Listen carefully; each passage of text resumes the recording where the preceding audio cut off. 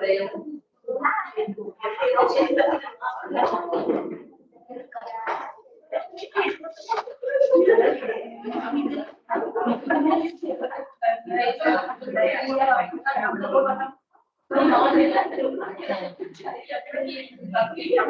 pagi Bapak Ibu Soho People. Kayaknya kurang. Pagi Bapak Ibu Soho People. Jadi pagi-pagi ya, biar selalu semangat ya. Saya ingin mengucapkan terima kasih kepada Bapak Ibu Soho People yang sudah hadir hari ini di Soho Global Health Webinar Series. Saya juga ingin menyapa teman-teman kita, Bapak Ibu Soho People yang sudah hadir di Microsoft Teams. Selamat pagi Bapak Ibu yang join di Microsoft Teams, boleh open mic-nya.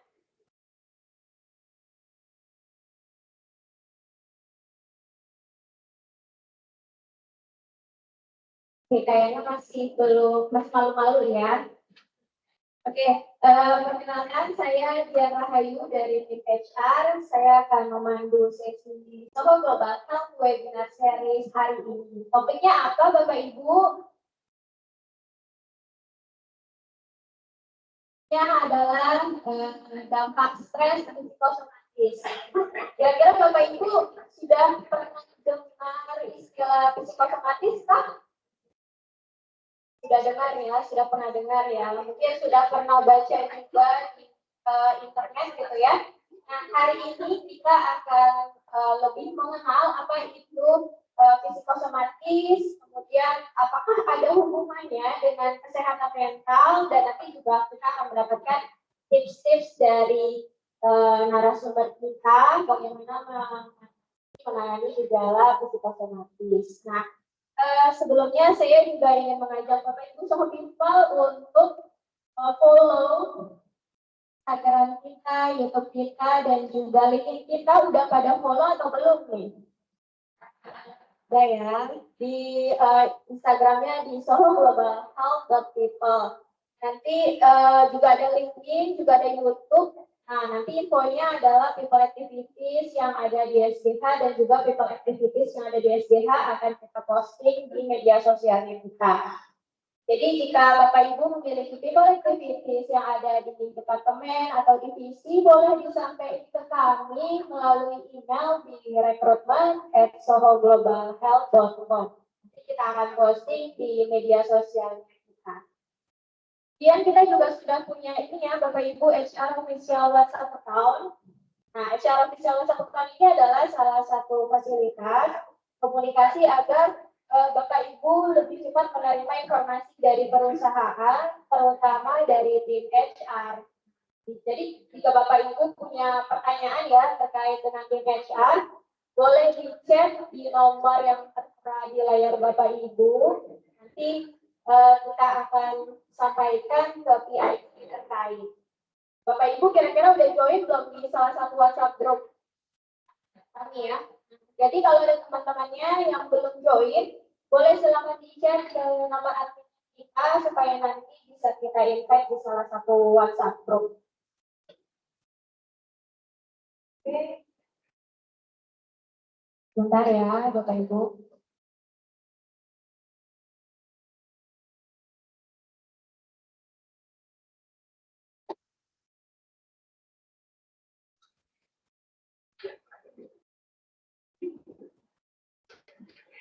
Nanti juga boleh Bapak Ibu boleh mengisi bangku yang kosong di depan. Silakan.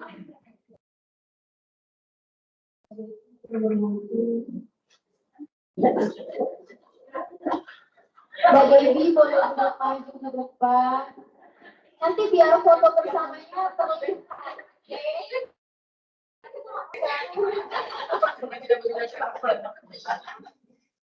Oke, ini rekan-rekan kita yang sudah join di Microsoft Teams ya. Nah, Bapak Ibu juga sudah mengetahui belum ya, kalau perusahaan menyediakan fasilitas konsultasi online dengan dokter perusahaan. Pertama ada dokter Sri, yaitu dokter dari Poliklinika. Kemudian juga ada dokter Lupita dari Medical Affairs Manager. Jadi Bapak Ibu jika memiliki keluhan ataupun konsultasi kesehatan, boleh juga memanfaatkan fasilitas yang telah disediakan oleh perusahaan ya.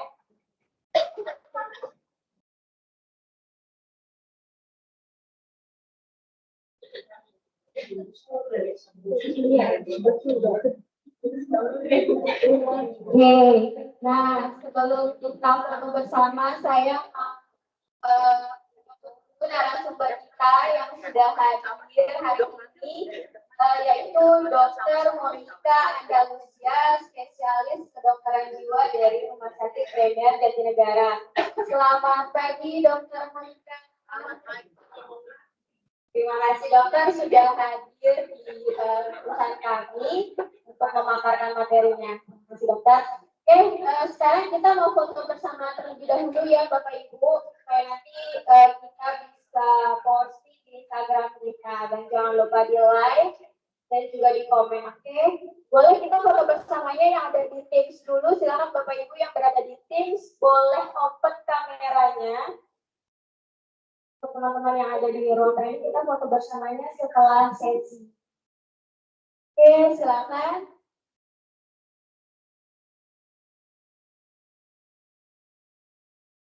Sudah ada Pak Yani yang open kamera.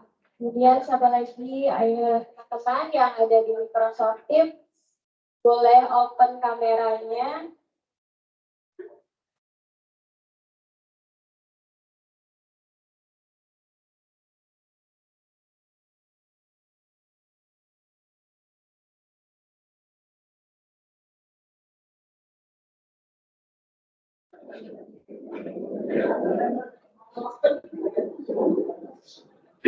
Oh yes, selain saya juga menyediakan pemeriksaan kesehatan ya teman-teman. Nanti bagi 100 orang akan memeriksa ada tensi, ada gula darah, dan juga ada asam urat. Itu secara gratis.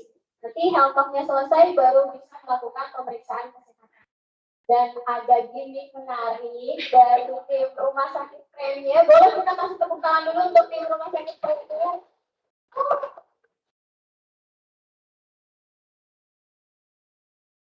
Nanti setelah kesehatan baru bisa pemeriksaan kesehatan. Ya, boleh teman-teman yang ada di Microsoft Teams boleh open kameranya. Oke, di slide 2 dulu. Oke, kita capture dulu ya Bapak Ibu yang ada di Microsoft Teams. Boleh Anissa? Oke, 1, 2, 3.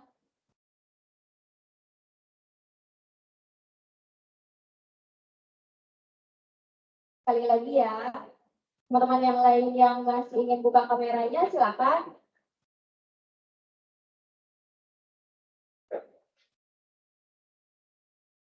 Oke, 1, 2, 3. Oke, terima kasih Bapak Ibu yang sudah open kameranya di Microsoft Teams. Selanjutnya saya tanpa berlama-lama lagi, saya mempersilahkan narasumber kita pada pagi hari ini, yaitu Dr. Monica Andalusia. Boleh beri tepuk tangan kepada Dr. Monica?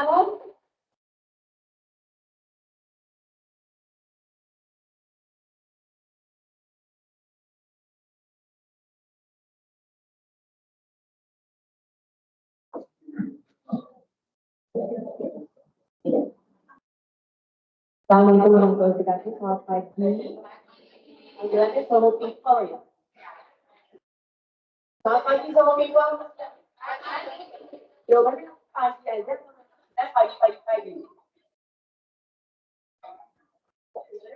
Pagi atau pagi? Apa nih tadi? Pagi. Sekali lagi ya. Selamat pagi sama people. Tenang kayak itu kok, semangat gitu. Gak usah keren-keren, ya. Kita ubah. Jadi harus dikosongin pikirannya. Ngomong ini kan beda dengan kerjain. Apa sih jadi kesini aja ya? Oke. Dampak stres psikosomatis saya udah 100% pasti teman-teman yang sini semua sudah familiar ya dengan anak psikosomatis. Yang depan nggak usah dimakan kalau saya Haji sudah dengar saya. Psikosomatis ya tahu. Psikosomatis yang diketahui. Kenapa yang pakai masker soalnya yang paling tertib berarti.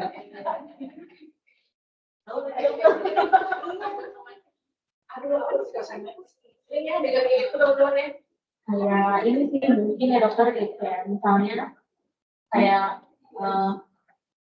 tiba-tiba perut sakit misalnya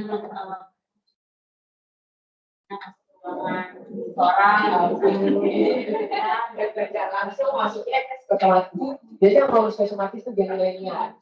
Kalau gen Z ngomongnya apa? Saya depresi dong. Wih keren banget. Saya bilang langsung padahal perkara ujian aja langsung dibilang depresi. Oke, next slide. Dampak stres psikosomatis.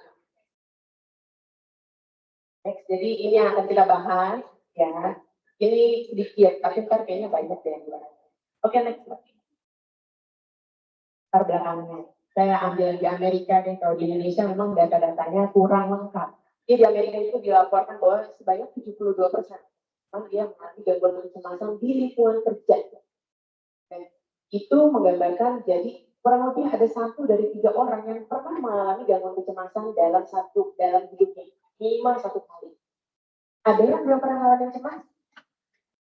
Keren banget sih kalau kayak gitu. Mungkin ada, mungkin udah pernah mengalami, tapi saya yakin sih di sini semua kopinya bagus-bagus. Jadi gangguan cemas itu bisa menjadi sebuah masalah. Masalahnya itu bisa jadi kecil, bisa jadi besar kalau dia berdampak pada hubungan pribadi. Besar kalau dia berdampak pada hubungan dengan rekan kerjanya. Hari ini teman, besok jadi musuh. Bisa aja kayak gitu ya. Kemudian jadi sulit menetapkan atau memenuhi deadline. Sulit mengorganisasi tugas-tugas dan sebagainya. Akhirnya timbullah stres kerja. Yang akhirnya juga meningkatkan risiko masalah mental emosional. Ya, sehingga dampaknya nanti apa? Penurunan kualitas kerja kita dan kinerja kita. Juga mempengaruhi apa? Kualitas hidup kita. Jangan lupa, bukan kualitas kinerja aja.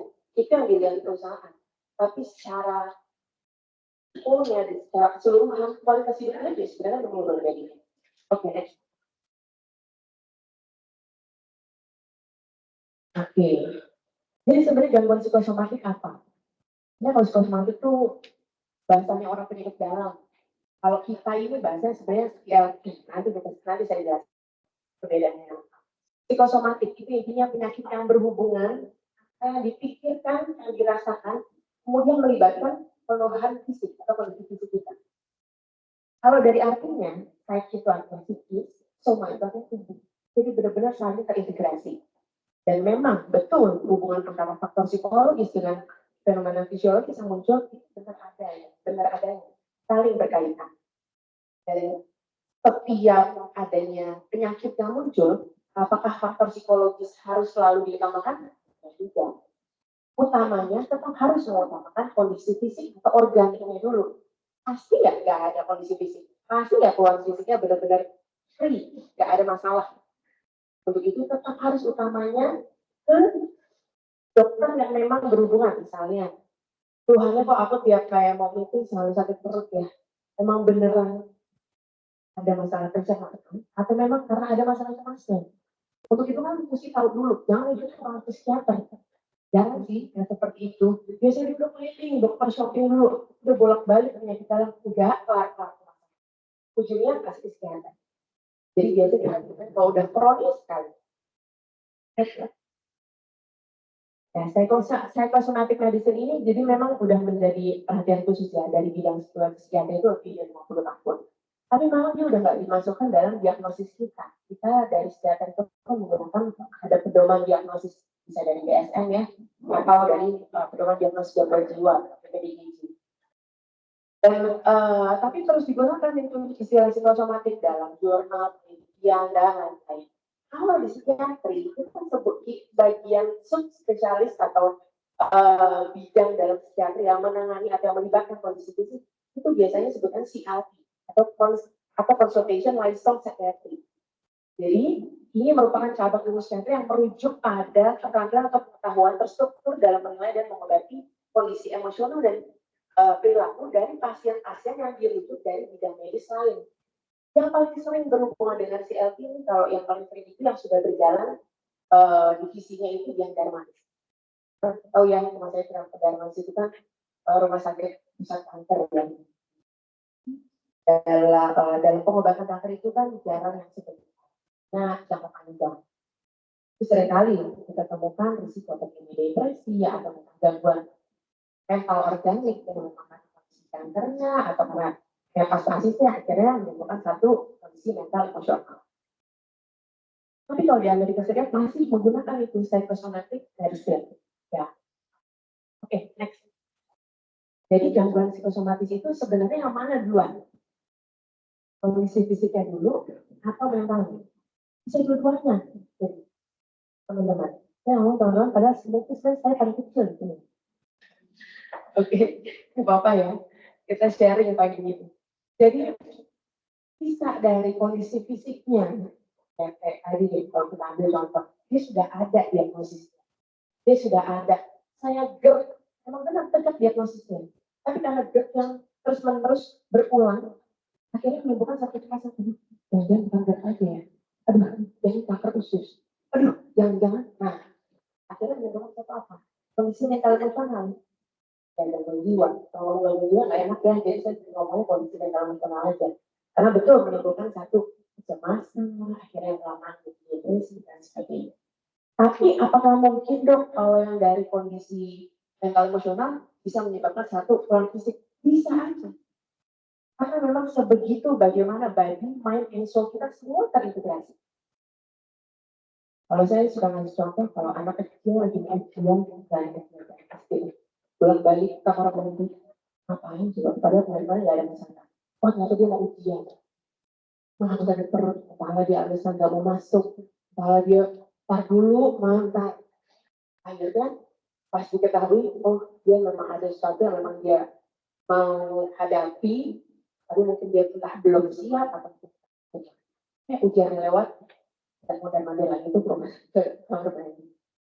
Itu juga bisa ya melihat bagaimana kondisi mental bisa menjadi satu kondisi fisik. Benar di kamar mandi dia entah dia BAK, memang ada fisiologisnya. Bagaimana dia simpatis, parasimpatis itu yang akhirnya menimbulkan kondisi-kondisi fisik yang dialami. Gitu. Ada sebutannya gangguan somatoform. Ini masuk ke dalam kondisi pedoman diagnosis gangguan jiwa. Apa sih sebenarnya somatoform? Kalau saya menemukan pasien datang tuh dengan berbagai nyeri. Aduh, nyeri kepala dokter, aduh nyeri perut dokter, aduh nyeri di lutut dan sebagainya. Tapi dia sudah menjalani pemeriksaan secara objektif dan tidak ditemukan apapun. Semua, bahkan pemeriksaannya udah bukan atas slide aja, dia sudah pakai endoskopi, dia udah pakai ada di tempat. Tapi dia merasakan ada yang nyeri itu betul ada yang nyeri. Dia tidak merujuk pada satu diagnosis yang benar-benar memenuhi satu kriteria. Nah, ternyata ketika saya wawancara secara menyeluruh, ada bentuknya. Oh iya, ternyata ada pola-polanya. Muncul nyerinya kapan, kemudian kembali ke ketika kapan. Memang harus dilakukan wawancara dulu secara menyeluruh. Ya, jadi bagaimana gangguan mental itu bisa sebagai akibat dari penyakit fisik atau pengobatan juga bisa. Memang ada kalau dari beberapa pengobatan yang bisa menimbulkan satu gangguan mental kan. Orang TB, obat anti TB, salah satu dari obat anti TB juga bisa menimbulkan satu gangguan. Ada lagi obat-obatan HIV juga bisa ada yang bisa satu gangguan psikotik atau bahkan kondisi depresi. Ada. Begitu makanya bagi seorang dokter bukan hanya spesialis dari mulai dokter umum pentingnya kita edukasi pada tiap pasien dan ditanyain udah ngerti belum bu udah gimana, yang mana, seperti apa. Jadi kita benar-benar memberikan pengobatan, juga edukasi secara lengkap dan dia betul-betul paham. Oke. Tapi di sini dikatakan bahwa gak semua pasien dengan keluhan somatik mengalami gangguan somatoform. Iya, gangguan somatoform itu ada kriteria khususnya. Ada minimal berapa keluhan fisik. Berapa lama dia mengalami itu. Gak cuma satu kali saya somatik. Jadi, kalau tadi saya bilang sebenarnya apa sih? Self diagnosis ya. Boleh nggak? Boleh nggak? Serius amat ya. Tenang. Boleh nggak kita apa namanya, langsung melakukan self diagnosis? Enggak ya? Jangan sampai self diagnosis. Kalau di self diagnosis, ujungnya self labeling. Kalau udah self labeling, ujungnya apa? Ada tujuan-tujuan tertentu. Ya ini, aku soalnya bipolar, jadi mau aku lagi down, jadi nggak masuk dulu ya Pak. Gitu. Nggak boleh ya, jangan. Oke. Nah, tapi bisa juga loh rupanya adanya stres dalam hidup yang signifikan sehingga menimbulkan satu keluhan somatik bisa sekali. Stres kerjaan habis-habisan udah mulai junior, kerjaan terus-terusan, nggak boleh kasih cuti ya, udah. Benar-benar stressful ya. Ya, kemudian support sistem yang kurang, mungkin sekali di akhirnya mengalami satu kondisi. Next. Nah, gejalanya sebenarnya apa aja? Oke, baik. Next lagi. Jadi, kalau psikosomatik atau gangguan kecemasan, biasanya reaksinya ada arah-arah yang reaksi depresi, ada reaksi arah anxiety, depresi atau cemas. Kalau yang depresi, itu nanti kita lihat ya, mulai dari perilakunya, perasaannya, apa sih yang berespons di tubuhnya, apa yang terpikir olehnya, bisa kurang lebih seperti itu. Kalau dari perilakunya, udah mulai kelihatan ya, apa pergerakannya lambat. Biasanya cepat, gercep banget orangnya. Kan tiba-tiba naik tangga ya, nggak kuat, nggak jadi deh. Akhirnya turun. Mukanya udah sedih dari awal, ya. Kemudian bicara nih, yang tadi cepat, gawe koma, gawe titik. Cepat, sekarang, ya, gimana? Wah, musik kognitifnya tiba-tiba turun. Nggak konsentrasi lagi, diajak meeting, dan sebagainya. Semua jadinya menurun. Perasaannya gimana? Ya udah pasti sedih. Perasaan tidak berdaya, tidak ada yang putus asa. Ya, yang paling khas sebenarnya perasaan sedih terus-menerus ya. Kalau sudah betul-betul masuk ke depresi, ini mah ada rasa sedih yang terus-menerus, sedih terus-menerus sepanjang hari, hampir setiap hari minimal 2 minggu. Berada belum kayak gitu? Ada ya, paling cuma sehari lah ya, jalan-jalan sembuh ya. Oke.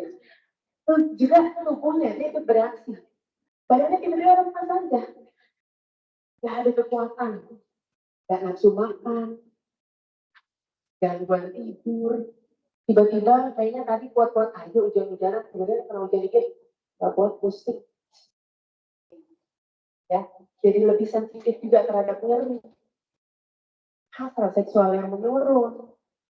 Adanya nyeri, baik di perut, di kepala. Ya ada juga di kulit. Tiba-tiba muncul gatal-gatal. Tapi nggak ketemu, nggak ada makanan yang membuat aku alergi. Kenapa ya tidak gatal-gatal? Sekali itu terjadi. Dan pikirannya apa? Banyak semua yang akhirnya pikirnya ke arah negatif. Pesimis. Tadi yang ada bukan self-labeling aja, self-criticism. Jadi yang kritik diri sendiri, self-confidence yang juga berkurang. Ya, kemudian konsentrasi. Yang tadinya kalau ingatannya luar biasa, ini jadi cepat lupa, nggak konsentrasi. Dengan pikiran yang betul-betul yang pesimis ya, hopeless. Kemudian juga nggak merasa nggak punya tujuan. Yang beratnya, yang biasanya akhirnya tujuannya saya. Udah mulai muncul ada pikiran, ini masih hidup. Kayaknya saya nggak berguna dong. Saya udah gak ada manfaat lagi, lebih baik saya mati aja. Biasanya kalau support sistemnya bagus, teman-teman langsung udah dulu siapa aja deh. Ya, biar supportnya berjalan dengan baik. Oke. Sebenarnya selain ada yang pikiran suicidal thoughts yang pikiran keren, yang bunuh diri juga ada juga sebenarnya ada pikiran-pikiran yang sifatnya delusi, yang meyakini dirinya bahwa dirinya itu apa yang dia yakini betul. Karena teman-teman udah misalnya nih, udah pasti saya salah, ada illusion of pessimism, atau udah pasti atau apa ya, delusi ini soalnya lebih gangguan, dia masuk ke gangguan jiwa berat. Saya merasa di tempat kerja saya ada satu kelompok yang gak suka banget sama saya. Siapa? Ini kalau saya lewat, kayaknya ini pasti ngomongin saya. Padahal kenal di ngomongin kan ngomongin yang lain. Tapi dia meyakini itu sebaiknya jangan diketawain. Justru itu dipastikan ada nggak keluhan lain. Karena itu maksudnya delusi. Delusi itu adalah bagian dari gangguan isi pikir yang utamanya kata itu udah jelas pengobatan kan udah masuk ke psikotik. Kalau depresi, kali itu masalah gangguan konsentrasi. Tapi kalau udah masalah isi pikir, itu wajib berobat. Oke, next. Tadi reaksinya depresi. Reaksinya anxiety. Gimana, Pak? Biasanya perilakunya menghindar. Aduh, taruh dulu deh. Kalau dulu, gitu. Ya. Kalau orang mendapatkan satu masalah, biasanya cuma dua. Kalau nggak dia fight, dia menghindar. Dia dengan menghindar, situasi yang buat perasaannya gimana? Tensinya luar biasa. Cemas, panik, perasa, aduh, gila nih. Gak bisa kontrol dirinya, tapi juga bisa mendapati adanya perasaan tidak berdaya ya.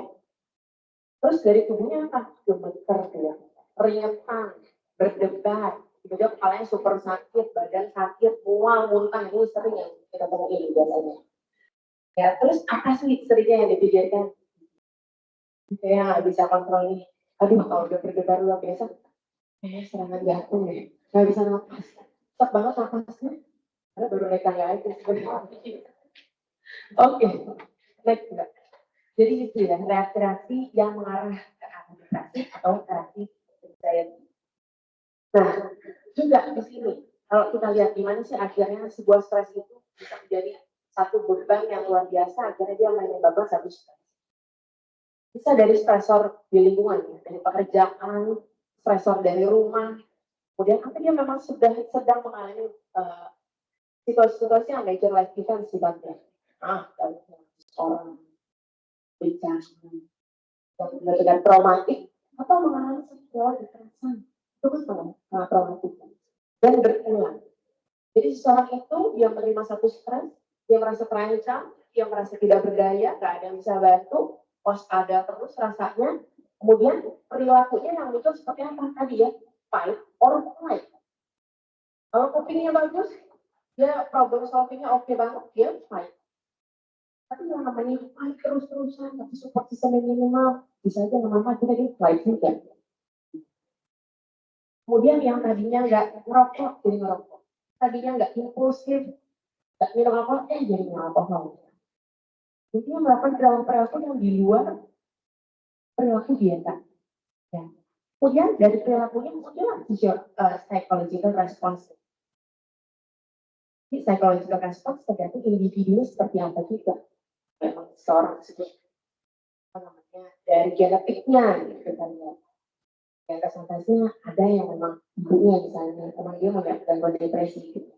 Mungkin sekali si anak ini, pasien ini risiko terjadi depresi itu belum tentu. Belum tentu, tapi dia punya kerentanan dari genetik. Kemudian juga pengalamannya seperti apa. Sering mengalami satu masalah, kemudian cukup bisa menangani dengan baik, ya itu dia bisa. Tapi kalau tidak, ini akhirnya menjadi sebuah siklus yang terus-menerus lama-lama akhirnya menjadi sebuah beban yang berat. Kalau dia tidak bisa mengadaptasi dan masalahnya, akhirnya menjadi sebuah stres. Jadi sebenarnya kalau kita hubungkan dengan di lingkungan kerja. Saya senang banget nih dipanggil ke sini ya, sebuah kesempatan yang sangat baik untuk refreshing, kemudian re-edukasi lagi. Saya suka edukasi, walaupun usianya mungkin masih nggak begitu tua ya. Tapi senang kalau misalnya berbagi, ingetin lagi gitu ya. Kebetulan memang bagiannya harus yang ngoceh terus, kenapa masih ngoceh terus dari situ dia bekerja.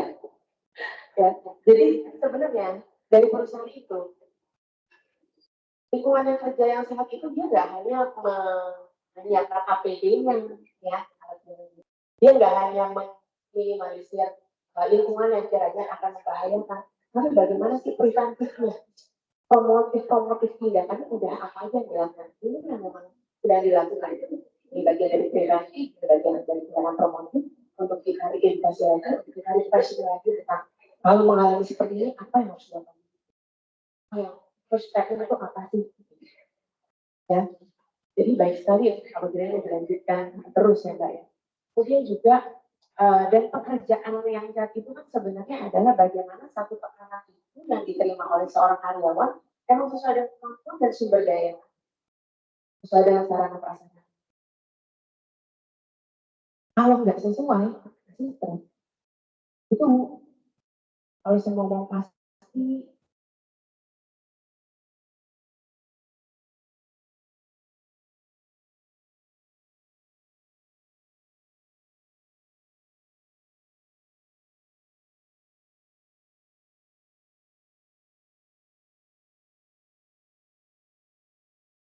bisa.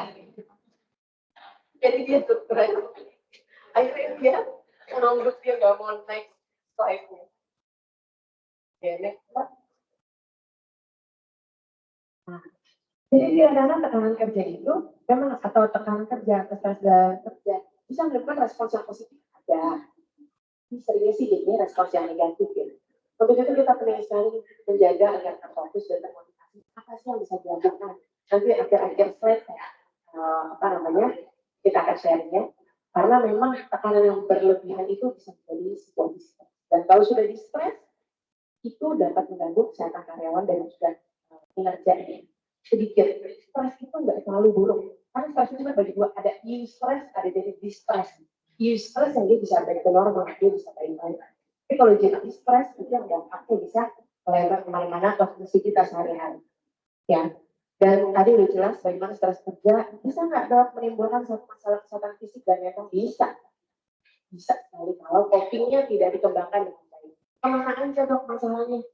Bisa menjadi penyakit kardiovaskular nggak? Bisa. Dia berdebar terus, dia mempunyai irama sinusnya itu yang tadinya normal, reguler, jadi reguler. Yang tadinya nggak punya kulit jadi menimbulkan masalah kulit. Yang tadinya nggak ada masalah pencernaan, bisa sekali jadi menimbulkan masalah pencernaan. Dan nggak hanya sebenarnya masalah kondisi fisik aja, yang lain-lain. Kalau beban kerjanya terlalu tinggi, nggak cukup waktu di kantor cuma sampai jam 5, beban kerja dibawa kemana? Pulang ya. Yang harusnya di rumah itu ngaku, dia udah ngumpul sama keluarganya, udah tenang-tenang. Ya, karena kerjanya belum selesai. Nggak ada kesesuaian tadi antara tekanan yang didapat dengan kemampuan dan sumber daya. Kalian bawa pulang yang harusnya dia udah bisa tidur jam 9, jam 10, dia tidur jam 12, jam 1. Bangun lagi, rumahnya udah pasti. Bangun jam 4 pagi. Kamu nggak tidur 3-4 jam? Nggak, ini usia produktif minimal 4-8 jam waktu. Jalan dia 4-5 jam. Jadi, bisa kita solusi produktif, ya kan? Remaja kan? Jiwanya remaja, jiwanya remaja, usianya produktif. Jadi, bisa kan memang gangguan tidur, gangguan makan, gangguan suasana perasaan yang aksi stres akut, kemudian ya berarti psikotik. Oke, jadi dari stresor-stresor ini sebenarnya ini salah satu stres manajemennya. Kita bisa lihat juga bagaimana kita lihat stresornya ya. Stresor kan tadi bisa dari bio, psiko, sosial. Bio genetiknya ada nggak sih di atasnya yang memungkinkan kita untuk memiliki kerentanan mengalami satu masalah gangguan jiwa. Psikisnya, gimana sih proses dia remaja, dia mendapatkan pola asuhnya seperti apa sih dari keluarganya. Dari situ memang kita akan melihat bagaimana problem solving yang dia menghadapi satu masalah. kepribadiannya seperti apa juga bisa. Sosialnya, lingkungannya gimana, lingkungan kerja, lingkungan rumah, lingkungan sekolah itu seperti apa. Pressure bisa datang dari situ. Nah, kalau misalnya ke situasi yang kondisi pekerjaan, ya berarti harus dikurangi apa load kerjanya. Tapi kalau misalnya menimbulkan distress pada pikiran atau tubuhnya, ya berarti kita coba bagaimana karyawan tersebut untuk coping. Coping itu artinya kita nggak coping apa? Jadi saya ngomong coping saya belum ngasih artinya. Coping itu bagaimana seorang tersebut ketika dia menghadapi masalah, copingnya seperti apa? Adaptif atau maladaptif? Kalau adaptif ada yang harinya pendekatannya ke ada. Di bawah kepala humoris ada. Diselesaikan ada. Memang ada keinginan batin barang. Gak bisa nih gitu. Nangis, kabur. Itu malah ada masih banyak lagi sebenarnya. Ya. Kemudian, nah kalau yang stress related illness condition berarti ya masalah penyakit selesaikan sampai tuntas apa sih penyakitnya. Saya suka paket ketemu, lapor itu jadi apa? Pas tumor. Justru kita kalau udah tahu, kita langsung dideteksi apa yang mesti dilakukan. Terus menghindar tuh kita terus berjalan. Dia mau progresif mau tetap ada. Kita harus diketahui apa supaya kita bisa melakukan memberikan pengobatannya dengan cepat dan tepat. Tante-tante saya tuh ada merokok, suruh ramsan nggak ada yang mau. Merokok tapi. Jadi sebenarnya lingkungan saya pun juga penuh dengan kasihan dalam keluarga. Oke, next. Ya. Nah, kenapa sih tadi bawel banget tuh ngomongin tentang dampak bagaimana dampak terhadap stres itu bisa berdampak sekali pada kehidupan kita sehari-hari. Karena ini pentingnya kualitas hidup kita. Kita masih muda, apa-apa dia dapat stresor, oke, biar dia belajar bagaimana dia problem solvingnya baik. Karena ini yang kita perlu jaga. Bagaimana kualitas hidup itu emang betul-betul aspek penting dalam kehidupan kita yang penuh stresor. Ya nggak sih, penuh stresor kayak sih? Nah, kalau tadi kalau ngomong gini kayak stres, nggak ada, tapi pas dijalanin tenang, ya.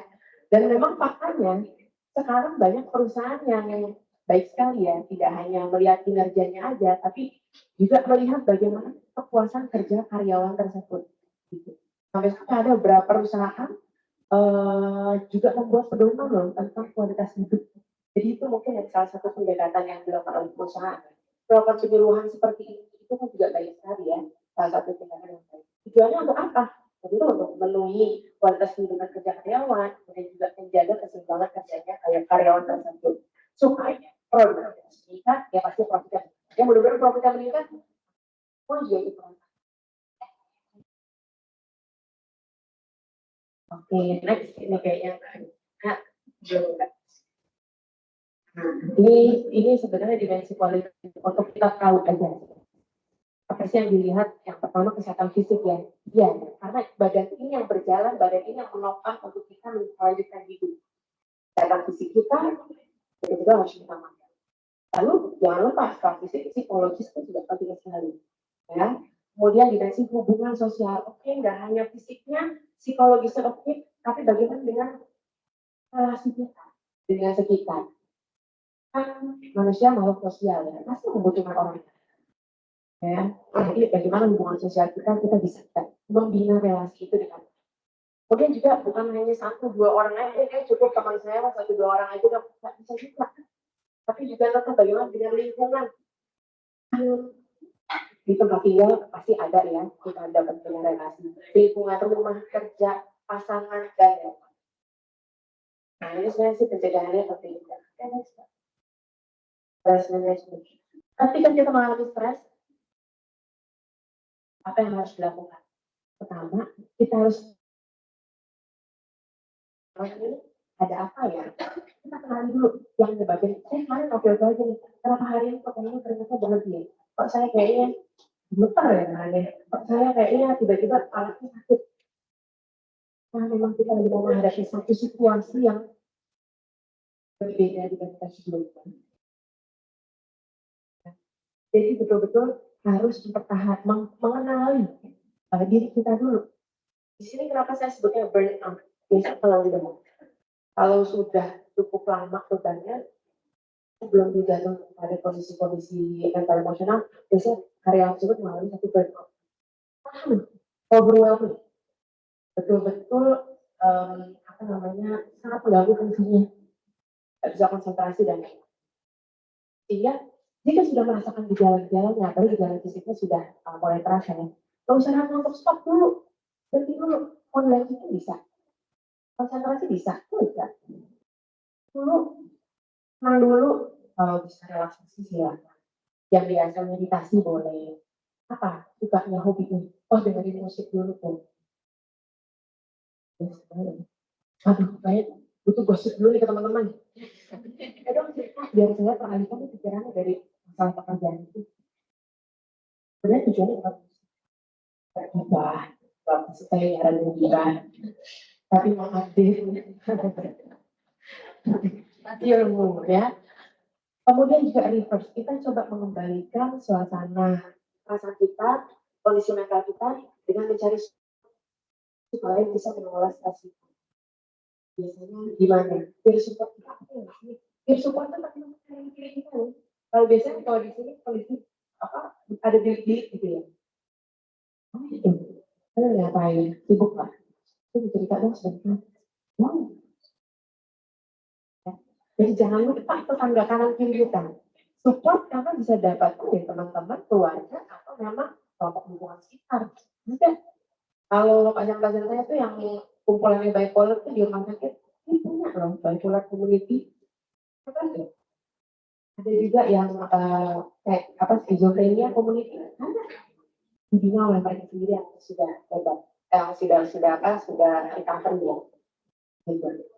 Dan jangan lupa juga resilience, membangun mental kita dengan self-care dan mengelakkan emosi kita. Self-care itu orang self-care itu semudah kita bisa istirahat, memakai 8 jam cukup, berolahraga jika dibuat waktunya bisa seminggu sekali, seminggu 3 kali, atau misalnya. Ini teratur, udah. Kan fisik kita dipegang oleh hal itu aja. Ya. Oke, next. Nah ini yang tadi saya bahas developing coping skill. Jangan lupa untuk terus mengembangkan coping kita agar lebih adaptif. Ya dok, biasanya saya itu kalau perasaannya kurang baik, kemarin pasien saya apa ya? Saya nyanyi sama nari gitu. Terus kemarin kamu apa enggak? Enggak. Kenapa? Untuk bangun aja saya nggak punya tenaga. Untuk kemudahan untuk HP-nya aja itu nggak punya tenaga. Pasien depresi itu. Akhirnya saya buat apa? Dia dibandingkan itu dapat enggak dengerin musik pas ada bikin playlist sama depan saya. Jadi benar-benar flat paling enggak. Tapi itu dia bisa mengelola perasaannya dengan mendengarkan musik saja dari playlistnya yang dia udah itu lagunya apa. Ini anak tunggal, depresi berat. Jadi dan jangan lupa untuk mencoba. Misalnya dari dokter kalau olahraga saya nggak bisa mencari banget.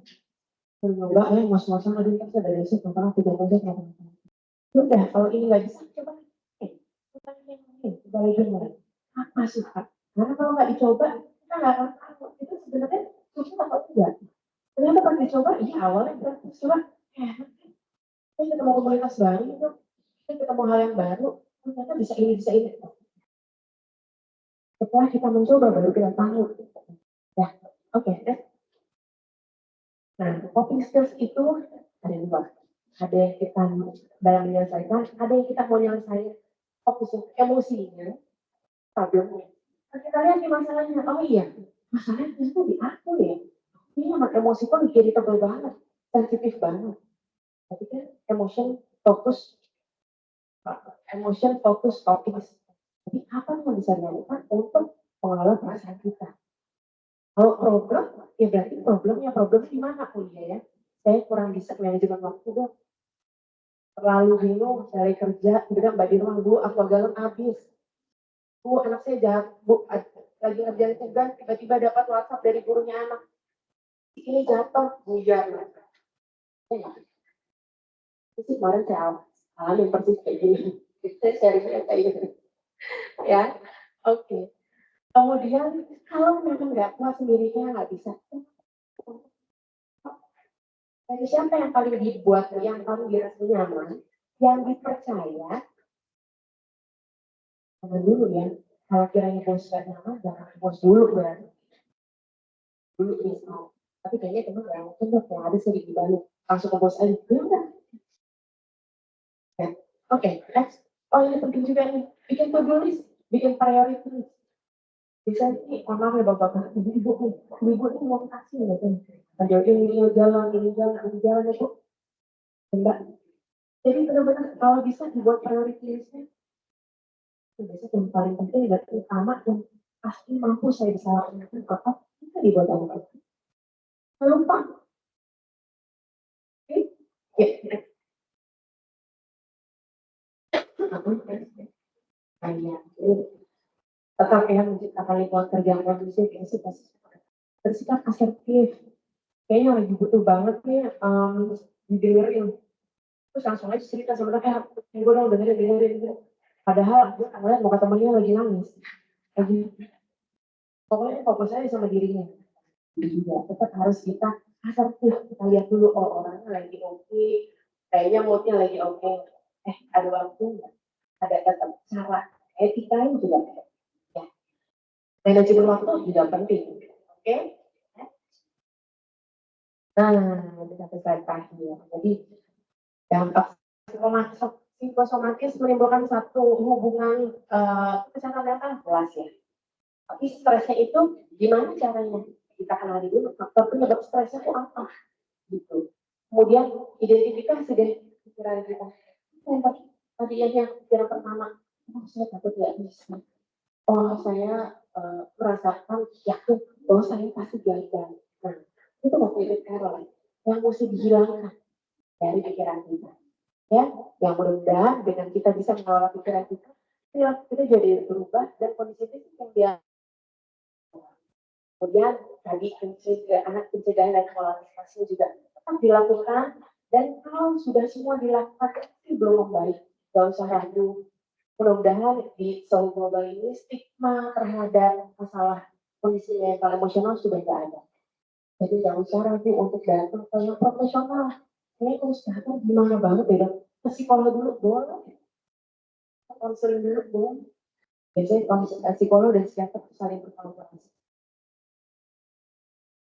Bukan konseling, tapi kalau kayaknya sudah makin mengganggu fungsinya dan memang jelas dibutuhkan pengobatan, bisa langsung aja ke psikiater atau diri juga. Oke, itu sekian dari saya. Wassalamualaikum warahmatullahi wabarakatuh. Terima kasih dokter.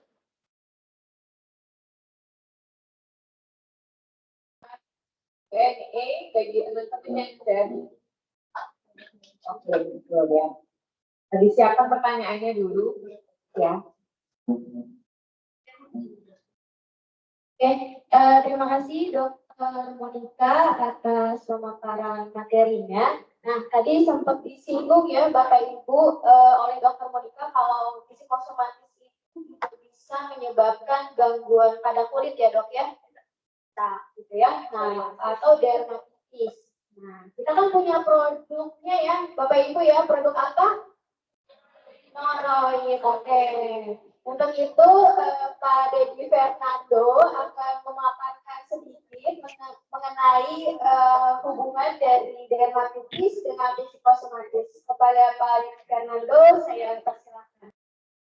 Oke, baik. Terima kasih Bu Dian. Apakah suara saya sudah jelas Bu Sudah Dian? terdengar Pak Nando? Oke. Cuman saya tidak ada akses untuk share screen ya. Oke, sebentar Pak.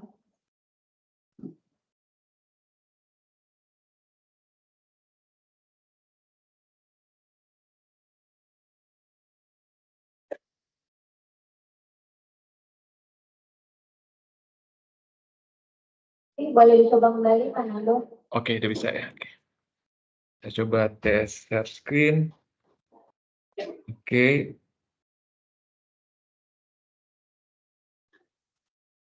Apakah screen saya sudah terlihat, Bu Dian? Sudah terlihat, Pak. Oke, baik. Baik, saya mulai presentasinya. Baik, selamat siang teman-teman SOHO semuanya, baik yang bergabung secara offline maupun yang bergabung secara online. Saya ingin mengucapkan juga selamat siang dan terima kasih kepada Dr. Monica Andalusia SPKJ atas sharing dan juga ilmunya terkait dampak stres dan psikosomatis. Jadi di sini saya izin dok untuk menghubungkan dengan sedikit ada produk kami yang topikal yang salah satunya terkait juga dengan dampak dari psikosomatis salah satunya ke kulit. Jadi topiknya spesifik saya coba share ke teman-teman semuanya terkait neurodermatitis. Mungkin sekilas saja neurodermatitis tadi mungkin sempat disinggung juga oleh Dr. Monica. Jadi neurodermatitis itu merupakan penyakit kulit kronis dan adalah penyakit kulit yang berkaitan dengan psikologi sama stres. Tadi ada triggernya tadi sudah jelaskan Dr. Monica bahwa implikasinya itu bisa kemana aja, tidak hanya ke penyakit kardiometabolik saja, tapi juga di kulit pun juga ada. Oke. Tanda-tandanya ditandai dengan plak lichenifikasi istilahnya. Jadi kulitnya seperti menebal, keras dan kasar, dan cenderung berwarna putih. Biasanya di area sikut ataupun lipatan. Biasanya teman-teman kalau wear nih kok lama-lama sering gatal, digaru-garu putih, lama-lama bisa luka. Jadi itu ada indikasinya, itu salah satunya adalah karena disease-nya namanya neurodermatitis. Kemudian munculnya di mana? Tadi di daerah leher, pergelangan tangan, lengan, paha, atau pergelangan kaki. Oke.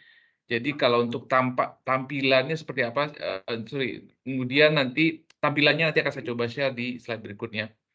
Tapi sedikit untuk mengulang, tadi mungkin sudah dijelaskan juga Dr. Monica tentang hubungan stres dan juga dermatitis. Jadi kondisi stres ini menyebabkan peningkatan kerja sistem imun yang akan memicu pelepasan mediator inflamasi secara berlebihan atau nama lainnya sitokin. Kemudian mediator inflamasi ini akan menurunkan ambang rangsang reseptor terhadap mediator lain seperti histamin dan kapsaicin dan akan merespon dengan berbagai macam keluhan manifestasi penyakit, yaitu dengan keluhan utamanya gatal. Jadi ini linknya seperti ini, ada pengaruh genetik, disfungsi sistem imun, hipersensitivitas, kemudian pemicunya ke lingkungan dan psikologi, akhirnya jadi aktivasi sel inflamasi, terjadi defek atau gangguan sawar kulit atau namanya sekarang skin barrier istilahnya, stres oxidatif, dan muncul gatal dan eksim. Jadi ini yang plus ada infeksi sekunder jika si pasien terus-menerus menggaruknya gitu. Jadi stres psikologis ini juga mempengaruhi tadi fungsi sawar kulit dan adanya perilaku gatal garuk yang terus-menerus akhirnya memperburuk integritas epidermis atau nama lainnya skin barrier tadi. Oke, simpelnya gambarnya kira-kira seperti ini. Teman-teman, jadi ini contoh yang biasa melihat ada merah-merah gatal, kalau ini udah cenderung parah ya, karena sudah memerah, ada inflamasinya dan juga ada timbul berair biasanya, dan itu ada kayak luka karena sering digaruk. Dan ini sensasinya memang akan membuat orang itu kayak menggaruk-garuk dan setelah menggaruk itu ada perasaan leganya, tapi akhirnya itu akan menyebabkan akhirnya dia jadi infeksi juga. Bisa terjadi juga di leher, kemudian di tangan. Jadi mungkin yang lagi nonton drakor My Demon mungkin lihat ya, yang penjahatnya kata-kata tangannya karena dia stres nggak bisa bunuh pemain utama. Jadi itu adalah satu bentuk neurodermatitis juga. Dan di tangan, kemudian ini adalah yang di kaki biasanya. Contohnya bisa juga terjadi di kaki, bentuk awalnya seperti ini. Kasar, putih-putih, tuh lama-lama pengen digaruk. Jika tidak tertangani dengan baik, akhirnya muncul yang merah-merah seperti ini. Di leher juga bisa terjadi seperti ini. Kemudian di area lainnya awalnya tadi ini yang awalnya putih, lama-lama karena berkeringat, gesekan makain, akhirnya plus ada trigger psikologis lainnya, akhirnya dia akan menggaruk-garuk, timbullah neurodermatitis yang akhirnya makan parah seperti yang gambar di atas yang merah-merah. Oke, mungkin kalau untuk terapi-terapinya tentu disarankan tadi kombinasi terapi juga dengan konsultasi tentu dengan dokter spesialis kejiwaan dan juga plus juga ada dengan dokter SPKK juga. Treatment-treatmentnya sih macam, ada yang dari topikal kortikosteroid kah, itu juga ada beberapa tambahannya juga obat oral yang mungkin untuk sebagai antidepresan juga jika itu kronik. Tapi di sini saya ingin mengajak adalah pencegahan neurodermatitisnya. Jadi dari awal merasa kok ada gatal yang nggak hilang, jadi mungkin nih saya ada kemungkinan neurodermatitis atau minimal kulit kering dan muncul gangguan skin barrier tadi. Jadi langkahnya adalah pencegahannya adalah pertama, jangan menggunakan pakaian terlalu ketat ya, karena ini men-trigger juga. Kemudian ini gunakan sabun dan pelembab kulit hipoalergenik yang tidak perlu. Jadi si moisturizer tadi ataupun sabun tersebut cari yang tidak memicu adanya terjadi alergi. Dan tentu tidak berparfum ataupun bebas paraben, tentu ada di produk kita ada poin ini. Kemudian jangan mandi terlalu lama agar kulit tidak kering sehingga mudah teriritasi. Kelola stres dengan baik dan terapkan pola hidup sehat. Tadi Dr. Monica sudah membahas dengan sangat lengkapnya. Kemudian hindari beraktivitas di luar ruangan jika cuaca terlalu terik. Oke. Jadi pada poin-poin ini juga ada yang prevensinya, salah satunya adalah kita tambahkan tadi pelembab atau moisturizer. Jadi ini yang mungkin ada rekan-rekan semuanya di Solo ketahui, kita punya produk yang ibaratnya dikenal dan cukup lama juga di Solo dan jadi top of mind juga nih di kalangan dokter maupun pasien saat ini, yaitu nama brandnya adalah Noroid. Jadi asal namanya dari itu kepanjangan no steroid. Kemudian profil produknya seperti apa sekilas saja. Jadi ini yang membuat itu berbeda. Ada teknologi multilameral emulsion namanya itu MLA. Jadi kalau kondisinya kulitnya adalah sensitive skin, itu dia sensitive skin dan juga terjadi kerusakan skin barrier atau lapisan kulit paling atas tadi, otomatis ini yang kelembapan alami kulit itu akan hilang atau transepidermal water loss istilahnya, akhirnya memicu masuknya alergen dan juga mikroba. Ini akan memicu jadi perasaan ingin menggaruk dan lain-lain. Jadi fungsinya si MLA ini adalah membantu tadi memperbaiki skin barrier-nya dan melapisi, dan juga absorpsinya itu juga lebih baik di-compare dengan moisturizer yang biasa. Tentu dengan pemberian MLA ini, Noroid dengan teknologi MLA ini akan terjadi perbaikan skin barrier dan juga kulit jadi sehat. Jadi MLA ini adalah solusi ideal untuk memperbaiki skin barrier yang dibuat sama persis seperti struktur 3 dimensi skin barrier yang ada pada kulit manusia. Jadi kalau dilihat di dalam mikroskop, jadi ini adalah struktur alami yang ada di kulit, dan ini jika dilihat di mikroskop jadi secara cross polarized. Jadi struktur close matase yang ada di Noroid ini itu menyerupai dengan ibaratnya ceramide atau yang alami yang ada di tubuh. Jadi itu alaminya ceramide ini juga ada juga, cuman tadi ada karena ada gangguan dan juga faktor genetik ataupun pertambahan usia ini cenderung tadi penurunan kadar ceramide sehingga skin barrier pun juga jadi gampang rusak gitu. Kemudian produk-produk ini komposisinya tentu sudah familiar, beberapa teman saya coba ulangin. Pertama dari tadi teknologinya tadi yang MLA tadi, ini adalah paten dari Korea dan produk ini finish good dari Korea.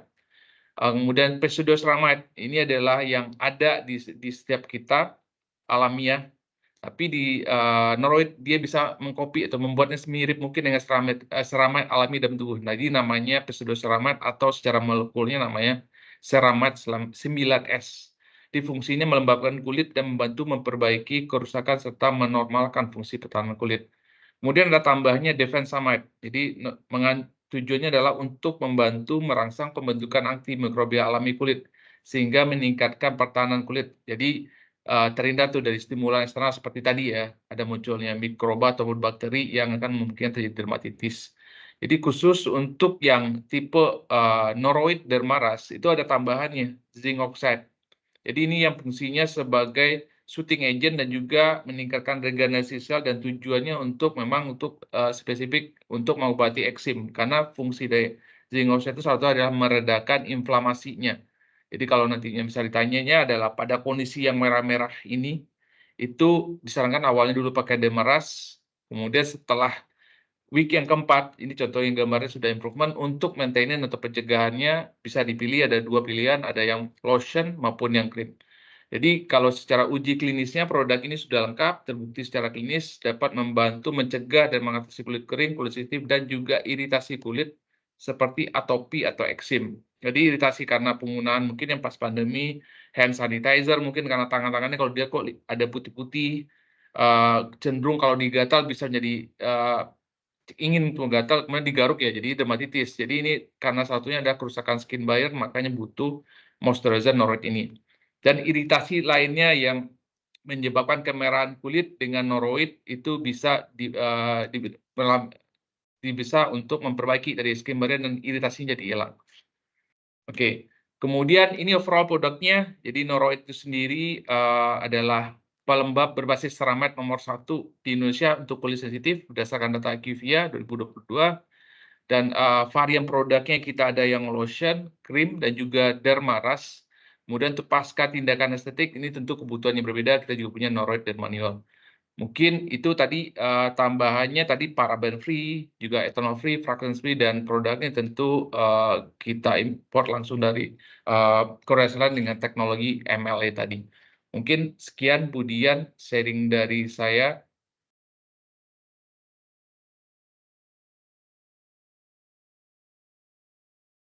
Terima kasih Pak Dedi Fernando atas pemaparan produk knowledge-nya tentang noroid ya. Nanti Pak Dedi mau berikan Oh iya, oke. 4 produk poin ya Pak. Ya, jadi mungkin bagi yang bisa langsung saja atau bagaimana Budian? Ya, boleh silakan. Oke, mungkin bagi yang bisa menjawab nanti ada produk noroid soothing lotion yang kita siapkan. Mungkin di Budian udah dipegang oleh Ibu ya, kalau bagi yang bisa jawabnya di offline atau ke online berarti dikirimkan. Oke, mungkin dari saya pertanyaannya satu aja. Oke, siap-siap. Mungkin kalau yang online mungkin gimana ya? Jadi, Kalau offline sih enak ya Pak, Budian ya, bisa dilihat tangannya resen ya. Kalau di ya, offline ini nanti saya buat yang di cepet-cepetan ya. Pak.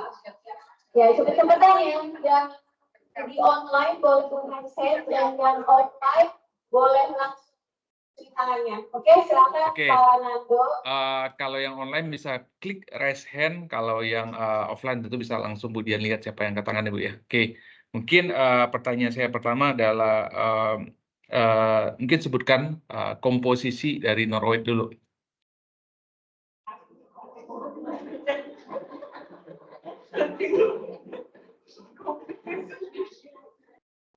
Ayo silakan ya. Oh, ini ada yang Iya, Pak, ada. online, ada nih Bu Inge nih. Di offline ada nih Pak, sebentar Pak. Boleh sebutkan namanya Bu? Boleh berdiri Ibu? Ya, namanya posisinya air. Posisinya cuman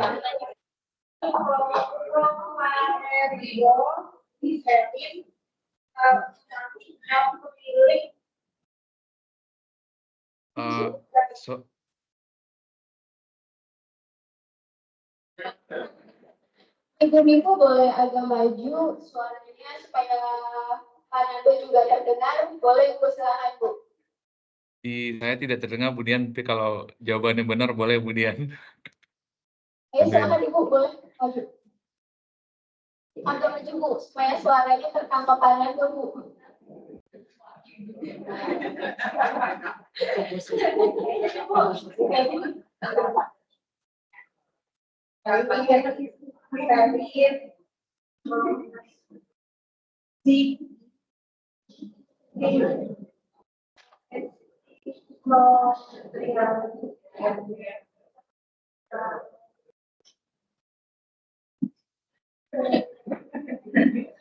Ada 4 Pak Nando, betul aja Pak.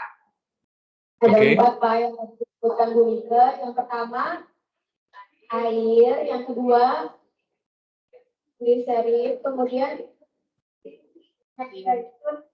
minyak zaitun. Bagaimana Pak Nando? Oke, Salah Ibu ya, mungkin yang komposisi utamanya tadi hanya 3 sebenarnya saya tuh ada yang row. Sebentar, Ibu Inge juga Bu Inge boleh menjawab boleh. kita berikan ya. Bu Inge boleh open mic, silakan Bu untuk komposisi utama dari. Wah, cuma 3 ya Pak, padahal contekan saya ada 4 loh Pak. Boleh Bu Inge, silakan. Contekan saya ada 4. Jadi MLE, terus apa tuh, pseudo ceramide, difensamide, dan zinc oxide.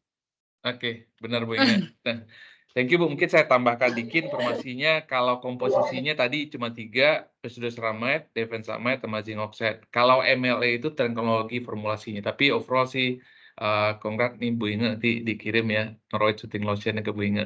Asik, makasih Pak. Oke. Iya. Jadi mungkin karena sudah disebut tadi MLE sama Bu Inge, mungkin satu lagi pertanyaan saya, apa sih manfaat dari MLE teknologi di Noroid? Silakan.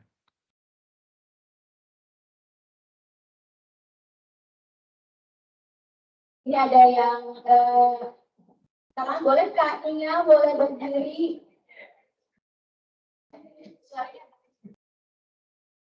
Fungsi MLA itu untuk melembabkan kulit sehingga dia mencegah mikroba untuk masuk ke kulit dan dia jadi skin barrier di kulit. Bagaimana Pak Nando? Kurang sedikit lagi, jadi mudah apa gitu? Ada yang satu lagi dari Anissa. Oke, yang saya tahu MLA itu sebuah teknologi untuk membantu penyerapan ke dalam kulit. Oke. MLA itu semacam teknologi yang membantu si produk ini agar cepat masuk. Oke. Bagaimana Pak Nando? Agak putus-putus, tapi saya terdengar yang awal sebenarnya kata kunci MLE multilamellar emulsion itu adalah mempermudah penyerapan si komposisi pseudoceramide dan difensamide tadi sehingga mampu memperbaiki skin barrier-nya. Tapi tadi saya dengar kayaknya yang kedua ya Bu Dian ya, yang ada kata kuncinya membantu penyerapan lebih baik ya. Ya betul Pak, tadi Anissa menjawab untuk penyerapan. Oke. Kalau misalnya itu offline, berarti hadiahnya langsung di Bu Dian bisa diambil. Oke, terima kasih Pak Nando. Selamat kepada Anissa.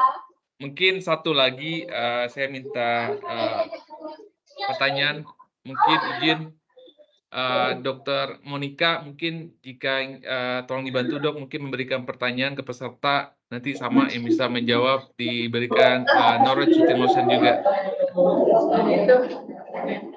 Apa ya? Sebentar Pak. Terkait materi juga apa-apa. Ya, terkait materi Dokter Monica tadi Dok, silakan Dok. Nanti yang bisa menjawab ada beri hadiah Noroid juga. Terima kasih. Terima kasih Pak Ando kesempatannya. Soal ya. Ada yang fungsi untuk menurunkan stres. Kalau saya nggak salah, itu stres kan yang dulu. Tambah pertanyaannya di stres Dok. Saya sempat nyebutin ada respon, ada 3. Ini. Stresor itu bisa asalnya dari mana aja? Penyebab. Yang sudah?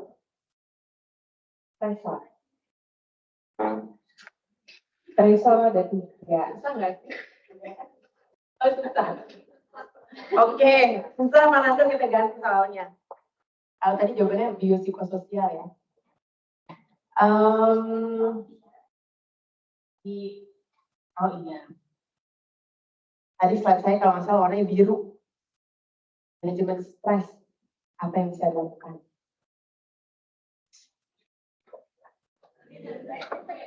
Silakan PDIP.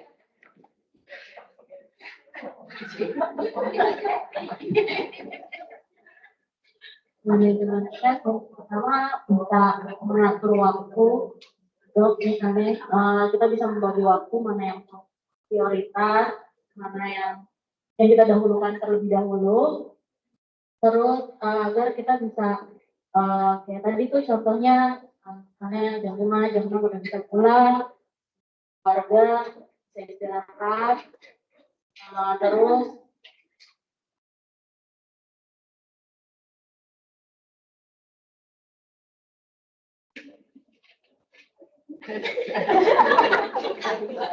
oh iya, bikin to-do-nya misalnya hari ini buat besok, jadi bikinnya dari mau pulang kerja buat besok, besok mau bikin mau dulu, B dulu, C dulu. Oke, terima kasih. Boleh saya dengar satu jawaban dari yang pakai jaket biru biar kita lihat bagaimana? Semoga pada menarik ya. Supaya lingkungan kerja yang sehat dan kondusif, kemudian kita perlu bersikap asertif dan juga punya manajemen waktu yang baik.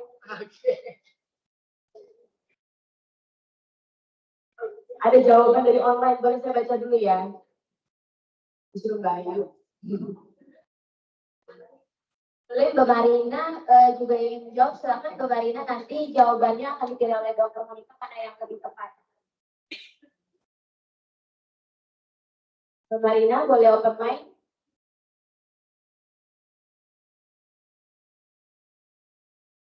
Halo Mbak Marina. Mbak Marina?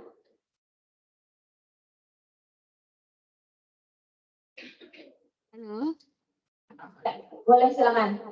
suaranya udah jelas yuk? Sudah jelas, silakan Mbak. Iya, ini tadi yang pertanyaan dokter, maaf ya dok, soalnya secara online itu kurang jelas. Ini tadi stress management bukannya dok pertanyaannya?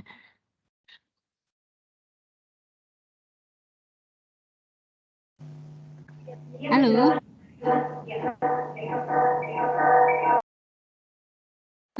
Maaf dok, suaranya putus-putus. Iya betul Mbak, pertanyaannya mengenai stress management, boleh disebutkan? Nah, recognize, reverse, and resilience, kalau nggak salah. Yang online kan betul. Gimana, bener nggak yuk? Soalnya suaranya putus-putus yuk. Oke. Selamat ya Mbak Marina. Oke, jadi pemenangnya Bernardo ada Mbak Marina, Alisa, dan satu lagi tadi Bu Ingo.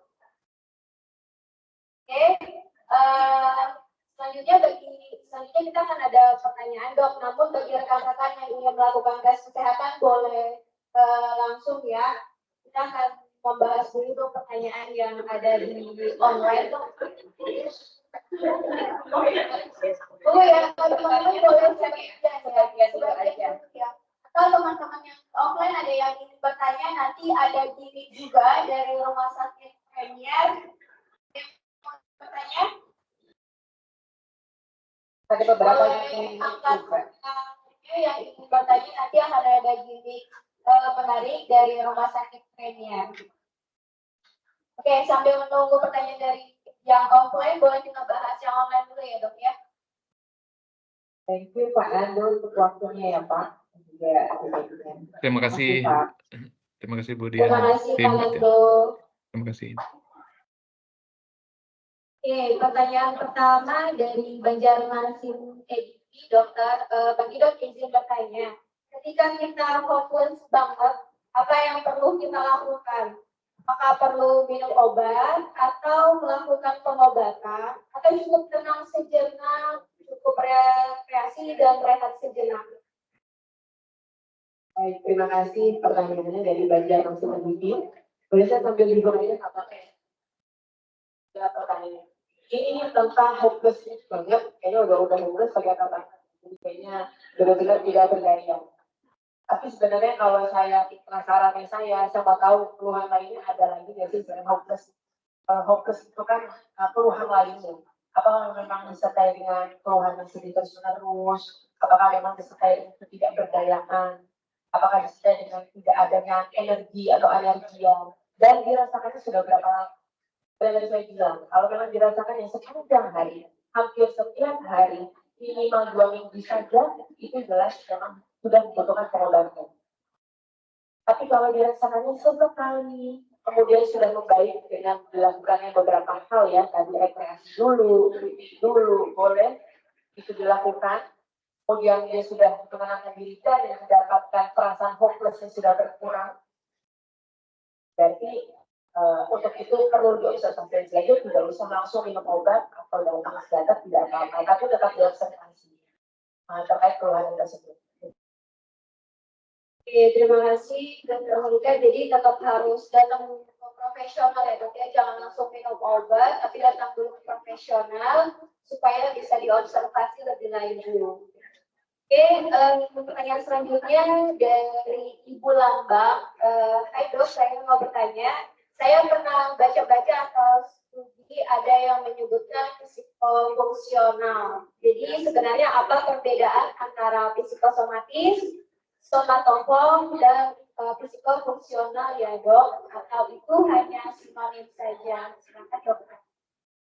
Oke, terima kasih Bu Kristiana Lambang.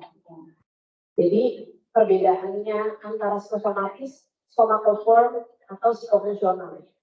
Sebenarnya intinya sama, tapi mungkin ini jenis istilah yang berbeda dan mana yang lebih sering digunakan. Kalau awamnya atau mungkin bagian di luar psikiatri sebutannya betul psikosomatis. Tapi kalau dalam psikiatri sebutannya ada somatoform. Tapi kalau yang sebutannya psikofungsional, ada mungkin bagian dari use stress ya. Tadi kalau teman-teman masih ingat ada stres yang membuat, ada yang stres, ada yang use stress. Jadi stres yang datang memang saat dia mengalami satu stresor yang berat, kemudian setelah dia melakukan pengelolaan pengelolaan perasaan yang baik, problem solving yang oke, dia kembali seperti biasa fungsi. Tapi tadi kalau dengan psikosomatis dan somatoform, tadi kalau somatoform pada jelas, dia jelas memang ada keluhan fisiknya ada, dirasakan. Sudah dilakukan beberapa kali pemeriksaan objektif, tidak didapatkan ada diagnosis yang jelas. Nah, kemudian munculnya ada situasi yang sama, ada pola dan sampai budaya fungsi sehari-hari, itu bisa kita katakan sebagai somatoform. Kemudian dijawab yang belakang. Oke, terima kasih Dr. Monika atas pertanyaan, atas jawabannya. Saya lanjut ke pertanyaan berikutnya dari Ibu Marina ya. Apakah beda antara stres psikosomatis dengan anxiety disorder? Dan bagaimana cara efektif untuk mengatasi atau menyembuhkannya selain konsultasi dengan dokter plus berusaha menerapkan stress management? Serta hal yang harus dilakukan jika kambuh tiba-tiba saatnya selalu bergantung dengan minum obat yang diresepkan atau ada cara lainnya dok. Silakan dokter. Oke, pertanyaan lengkap. Stres psikosomatis dengan anxiety disorder. Psikosomatis di dalamnya itu di dalam dari anxiety disorder. Anxiety disorder itu sudah luas. Kalau kita buka nih dorongan diagnosisnya, di dalam anxiety disorder itu ada yang disebut dengan gangguan cemas menyeluruh. Biasanya itu gangguan cemas yang disertai dengan kondisi fisik. Di dalamnya juga di dalam anxiety disorder ada juga somatoform, tapi di dalam juga termasuk dalam gangguan cemas ada gangguan panik. Dengan agorafobia dan lain-lain, gangguan fobia, kan? Kurang lebih semacam itu. Ya, jadi kalau dikatakan apakah beda antara stres itu amalnya dari anxiety disorder. Tapi anxiety disorder sebenarnya ada poin sub-subnya lagi. Yang mana mesti kita lakukan wawancara secara menyeluruh, screening untuk kita betul-betul bisa membedakan diagnosisnya apa. Dan setelah itu baru kita tahu rencana tata laksana selanjutnya. Apakah memang cukup kita perbaiki copingnya saja atau memang sudah membutuhkan pengobatan? Gitu. Dan kalau tadi saya melanjutkan, apakah misalnya kalau kamu kemudian kalau gangguan panik, ya, saya menyarankan untuk pasien tersebut ada obat yang saya bisa berikan untuk dia gunakan hanya sebagai pegangan saja kalau dia panik. Karena kalau panik itu betul-betul dia untuk bernafas saja susah. Awal-awal itu bisa menyebabkan satu gangguan hipoksia dan lain-lain. Gitu. Tapi kalau yang lain-lain, seperti gangguan cemas menyeluruh, gangguan cemas lainnya, gangguan fobia dan segala macam, itu tergantung dari situasi pasien tersebut. Jadi tidak bisa digeneralisasikan bagaimana tata laksananya. Dan tetap kalau menerapkan stres manajemen itu bisa kita lakukan, bukan hanya sebagai kuratif saja. Tapi justru promotif atau preventif itu justru jangan sampai kita udah stres baru kita melakukan stres management. Tapi tadi ada tindakan-tindakan yang kita bisa lakukan sebelum timbul stres. Ya, tadi ya, menulisnya, menentukan waktunya. Ya, oke, terima kasih. Terima kasih Dr. Monika atas jawabannya. Selanjutnya ada pertanyaan dari teman-teman yang ada di offline, silakan.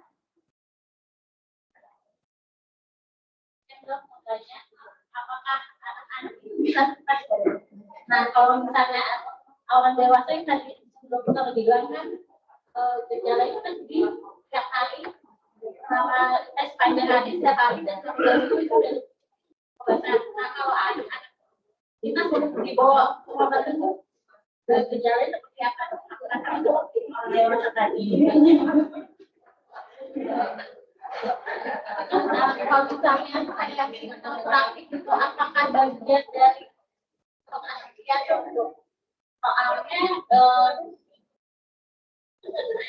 ya bagian hipnoterapi dok. Apa? Hipnoterapi. Oh, itu bagian dari apa? Oh, salah satu. Oke. Ya, makasih pertanyaan. Mbak siapa namanya, Mbak? Mbak Siti. Oke, terima kasih Mbak Siti pertanyaannya. Bagus sekali pertanyaannya. Karena memang di sini audiensnya dewasa, jadi saya menjelaskan dewasa. Tapi rupanya gangguan jiwa pada anak ada loh. Dan dari saya justru cukup banyak yang remaja. Tapi pernah ada anak 5 SD datang ke saya. Apa tahu? Nanti ketahui karena dia nggak bisa. Kayaknya nilai ujiannya tuh ada yang rendah ya, tapi nggak sampai rendah. Apa yang tertutup di pikirannya? Bunuh diri aja dong. Anak 5 SD, anak lucu, gemuk. Kenapa kamu kayak gitu? Ya, kalau dilihat dari situasinya, sebenarnya tuntutan dari ibunya banyak. Ayahnya nggak begitu banyak berespons ketika dia lagi banyak diberikan tuntutan oleh ibu. Cuek itu si bapak. Yang ngambilin kemarin akhirnya juga bapaknya. Akhirnya, ya coba saya ngomong. Jadi pada intinya pada anak itu bisa sekali mengalami gangguan jiwa. Dan gejalanya seperti apa? Gejalanya ini yang memang perlu kita observasi. Kan kita mengenal anak kita sendiri ya, atau mungkin ponakan, atau misalnya temannya si anaknya si teman. Kita udah tahu nih perilaku sehari-harinya seperti apa. Kalau ada yang berubah dan perubahan itu menetap, itu boleh kita jadikan warning. Karena kalau pada anak itu tidak ada yang, apalagi remaja. Remaja kalau bilang, iya dok, lagi bandel-bandelnya. Tunggu, bandel-bandelnya, rebel-rebelnya, berhubungan nggak dengan satu situasi. Jangan dia masih attention. Kan remaja. Dan dia memang lagi mau memperlihatkan sesuatu sama kita, cuma kita aware nggak? Makanya untuk itu perlu sekali diobservasi, nggak hanya 1-2 kali, ya minimal 1 kali. Dan untuk objektifnya kita lihat bagaimana dari pendidikannya, ada penurunan. Jadi nggak hanya kita observasi di rumah aja, nanti kita tanya sama gurunya, Bu, kalau si A di sekolah gimana? Dia sama temannya gimana? Jangan ada kasus bullying. Banyak kan? Kasusnya lagi meningkat. Itu perlu diobservasi. Gejalanya seperti apa? Macam-macam, Mbak. Ada. Dan sebenarnya yang memudahkan kita adalah sebenarnya ada beberapa banyak penjualan. Untuk anak, ada remaja, ada dewasa. Itu yang sangat memudahkan kita. Biasanya questionnaire itu, kalau yang lebih kecil ya, di bawah 9 tahun atau di bawah 7 tahun, itu kita bisa melakukan kalau misalnya dia datang ke psikiater, kita lakukan dengan play therapy. Jadi dia sambil menggambar, dari situ kita bisa menilai. Biasanya suruh gambar rumah, pohon, orang. Dan dari situ sambil dia bercerita bagaimana dengan lingkungannya. Tapi kalau sudah ada yang besar dikit, sudah lebih bisa mengerti dirinya, itu kita berikan questionnaire. Karena questionnaire itu sifatnya self-rating. Menilai dirinya sendiri. Ada CBR, ada itu untuk misalnya menilai ada nggak klinis depresi pada anak tersebut.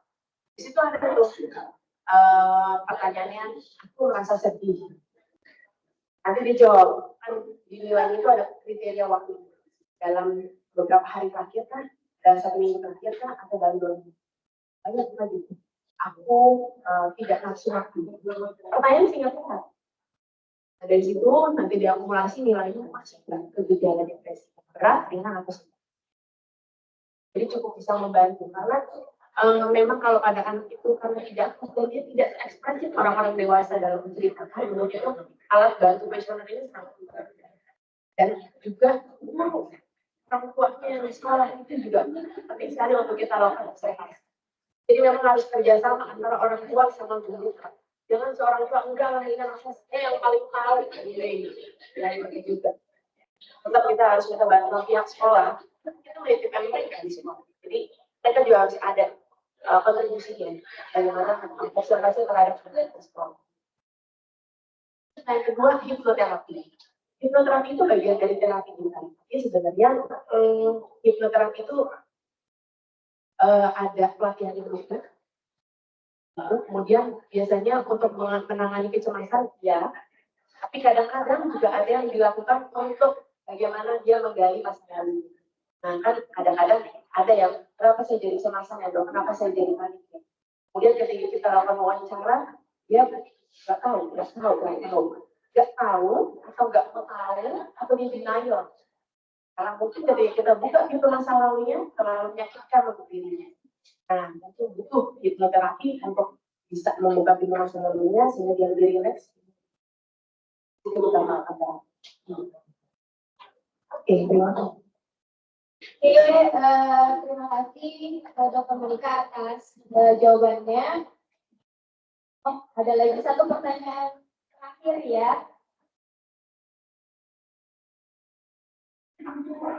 Tiara.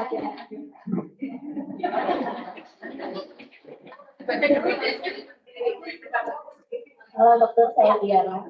Saya mau tanya, sebenarnya ini pengalaman ibu saya kemarin. Jadi beberapa waktu lalu kakek saya meninggal dunia.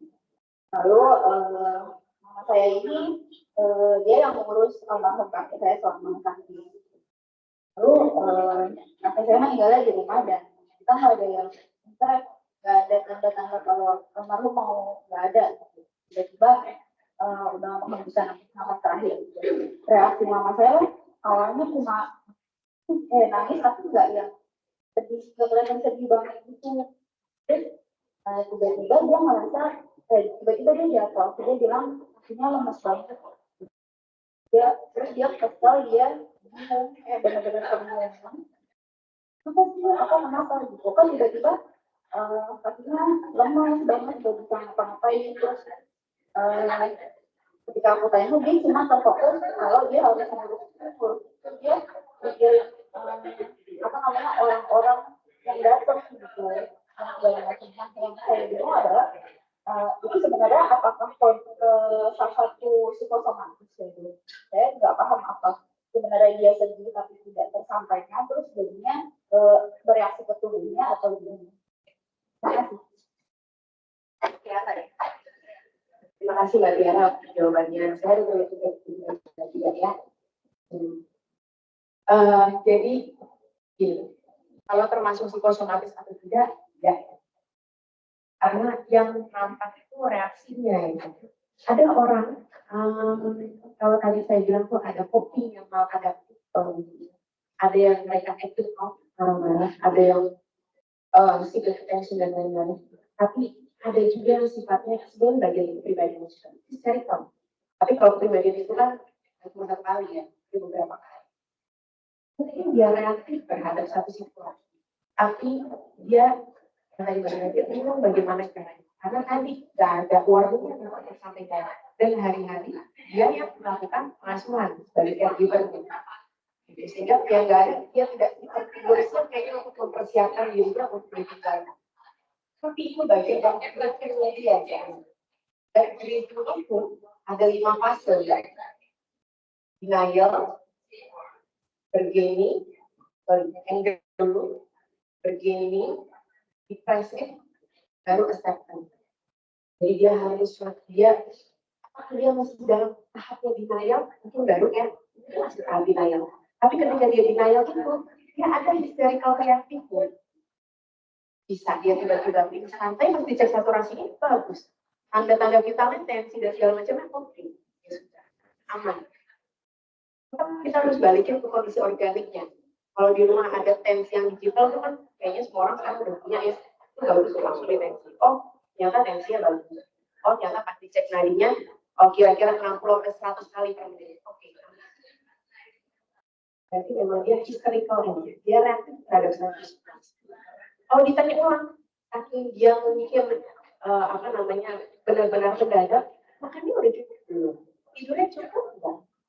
Hal-hal tersebut sebenarnya mengejar juga. Emang kadang-kadang lemas yang mungkin intake-nya kurang, tidurnya kurang, jadi hipoksia dan segala macam, akhirnya menyebabkan dia pingsan. Itu juga bisa. Untuk itu sebenarnya bisa dilakukan banyak pendekatan ya. Akan lebih baik dia ekspresif terhadap satu situasi itu, boleh dilakukan alat bantu. Nah, cara-cara bisa kayak itu apa ada yang cerita ini. Bantu dia mencapai fase acceptance. Walaupun nanti bisa aja maju mundur, itu bisa dilihat dalam periode 3 bulan. Karena kritik itu 3 bulan. Lebih dari 3 bulan gejala yang boleh lakukan screening atau bantuan profesional. Nah, kritik waktu cuma 3 bulan. Lebih dari itu, mungkin takutnya dikhawatirkan sudah masuk dalam berikutnya. Kalau penyesuaian, gangguan depresi kan. Dok, yang kayaknya Mbak Tiara, kan tadi dok bilang kalau itu sudah lebih dari 3 bulan itu baru kita dengan profesional ya. Nah, ini kan ada 2 nih dok ya, ada psikiater dan psikolog. Itu baiknya ketika psikolog atau psikiater atau sama aja. Terima kasih Mbak Arisa yang menang tadi. Jadi ini kita lihat dulu hasilnya Mbak Arisa. Pertama kita lihat dulu secara organiknya yang benar. Ini mereka udah betul dong makannya dan segala macamnya. Kalau memang rasanya kok kayak dia makin gak makan, udah psikiater dulu. Jangan fisiknya dulu betul ya.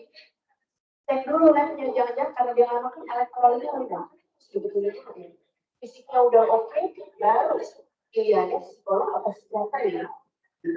Kalau dia sebenarnya dia bilang gue udah cukup mau, ada orang yang dia merasa nyaman, ada orang yang merasa dia percaya dia bercerita. Tapi udah bisa punya waktu yang masuk support, silahkan. Tapi ya kayaknya dia nggak mau terlalu ekspresif ya, nggak mau ada yang nggak bercerita sama orang tua sama sekali. Boleh ke psikolog, boleh. Langsung psikiater juga boleh. Dalam periode waktu 3 bulan untuk kita lakukan screening dulu biasanya. Screening itu kan sebenarnya nggak langsung kita, oke nih orang butuh pengobatan, oke nih orang langsung butuh kontrol enggak. Kita lihat dulu, wawancara secara dulu, edukasi, apa aja yang bisa dilakukan, observasi. Kalau ternyata dari itu nggak ada perubahan yang bermakna, baru kita bantu obat-obatan. Jadi tetap dilihat per situasi. Oke, terima kasih Dokter atas penjelasannya. Saya mengucapkan terima kasih sekali lagi kepada Bapak Ibu Soho People yang sudah hadir di ruangan training ini ataupun yang join via Microsoft Teams. Terima kasih atas antusiasmenya. Mohon Bapak Ibu dapat melengkapi link evaluasi SDH Webinar Series yang sudah saya share di layar Bapak Ibu sebagai perubahan untuk kami pada pelaksanaan berikutnya. Kemudian saya juga ingin mengucapkan terima kasih kepada tim dari Hadir Health, ada Pak Fajar dan Ibu Dini, serta tim Hadir Health. Kemudian terima kasih kepada Dr. Monica Galusia dan juga tim dari Rumah Sakit Premier Jatinegara atas pelaksanaan Health Talk hari ini. Mungkin sebelum saya tutup, Dok, ada rekomendasi dari dokter, udah ya. Oke, selanjutnya saya akan membagikan unit untuk, jadi semua penanya dapatkan unit dari Rumah Sakit Premier yang 3 orang dari online, yang 2 orang dari offline, yaitu Basuki sama Tiara. Boleh maju ke depan nanti ya setelah ini. Tadinya saya akan tutup untuk hari ini. Silakan menunggu informasi kami untuk pelaksanaan talk berikutnya. Selamat siang, salam sehat selalu untuk kita semua. Terima kasih.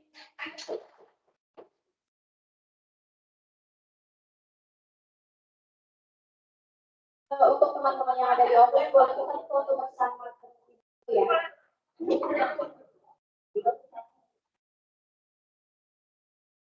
Iya,